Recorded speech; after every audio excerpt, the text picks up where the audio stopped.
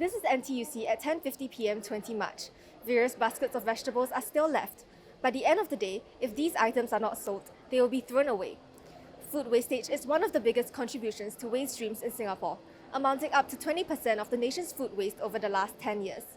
Have you ever seen crushed cereal boxes, dented tuna cans, and torn labels on the shelves of supermarkets in Singapore? These food items with damaged packaging or are deemed not good enough to sell are sieved out by supermarkets during the quality control process. Tons of produce are thrown out because of poor inventory management, such as over-ordering. Supermarkets have long been known to be a major culprit of food waste. In 2019, FairPrice stores generated 2,940 tons of food waste. Yearly, of the 342,000 tons of food loss in Singapore, the biggest volume involves fruits and vegetables, which accounts for 167 tons. Applying the theory of market failure, in order to meet the needs of every consumer, the real supply of fresh food is higher than the optimal supply of fresh food, denoted by the MPC and MSC curve respectively. As shown in the diagram, the MSC curve is on the left of the MPC curve. At price PR, there is an excess supply of fresh food of Q1QR. The excess supply of food will be thrown away when it nears expiration, becoming food waste. This results in a welfare loss of the shaded area E0ERA. There's a negative externality in production as there are opportunity costs incurred in the disposal of food waste alongside the global climate issues that arise from managing food waste. To address this issue, our group has come up with a comprehensive solution. Our main strategy is to shift the entire process of buying groceries online, specifically through pre-orders, which possesses a wide array of benefits targeting food waste.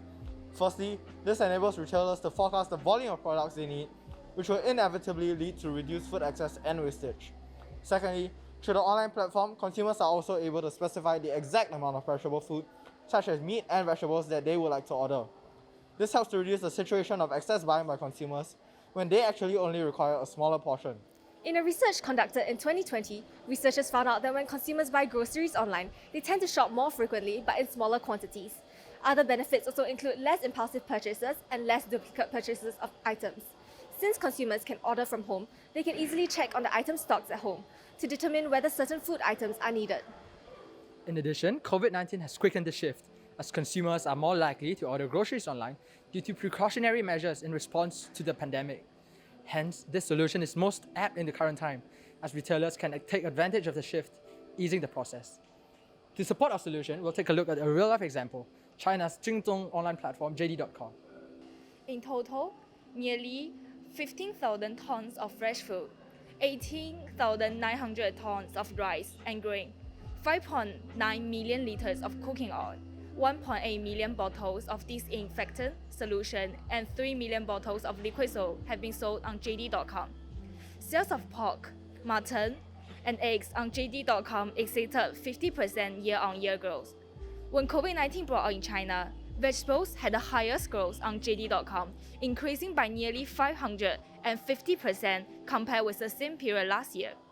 The success of JD.com is evident from how the supermarket category became the single largest product category by revenue in the first half of 2020, surpassing other JD's former champion categories. At price PR, there's an excess supply of fresh food of Q1QR. The excess supply becomes the food wastage. Our pre-order system aims to shift the real supply curve leftwards towards the optimal supply curve at MSC.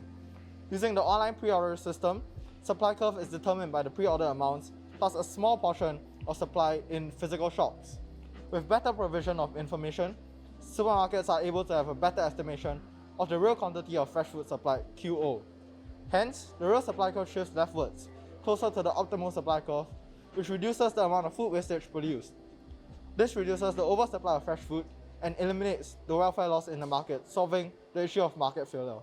What are the impacts of our solution on various stakeholders? Advanced ordering allows delivery companies to do group deliveries and hence reduce transport emissions.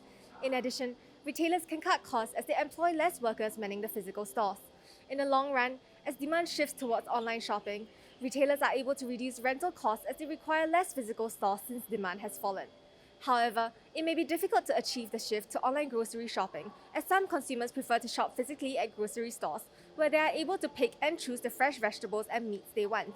Furthermore, physical grocery shopping eliminates the wait and delivery time that online shopping inevitably brings, allowing consumers to obtain groceries that they require immediately. Therefore, in order to incentivize consumers to pre-order their groceries online, The best and most effective solution will be to reduce the prices of goods that are being sold online. Lower prices will undoubtedly incentivize a large proportion of consumers who are money conscious, and the savings obtained from this lower cost can be used to offset the cost of transportation and delivery fees, which may be one of the reasons why consumers are reluctant to shift to online grocery shopping. Assuming that the main goal of a firm is to maximize profits, retailers will not be willing to reduce prices and earn low profits, while the supermarket decreases the price of online pre-orders. The prices of the same products in physical shops can increase. High physical store price deters consumers from purchasing in physical stores, and this further shifts their demand towards the online pre-ordering system. Moreover, governmental regulations can be implemented to ensure the lower cost of pre-ordered goods.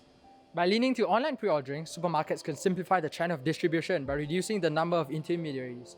Instead of using the traditional two intermediary channels, in which the products travel from the manufacturer to the consumers via the wholesaler and the retailers, supermarkets shift to a single intermediary channel. Not only will this help them avoid profit markups by intermediaries, it also bypasses the drawback of longer distribution channels in general, a significantly slowed down distribution chain.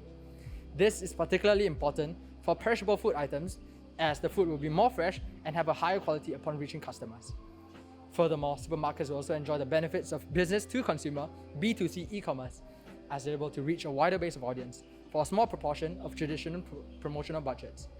Consumers also interact with the websites when making purchases and thus leave important data about themselves, which can be used for more focused marketing in the future. As computer and mobile devices ownership and usage are on an explosive increasing trend, this shift towards e-commerce is desirable from the business perspective. We hope this video has provided some insights on how food wastage can be managed in Singapore. Thank you.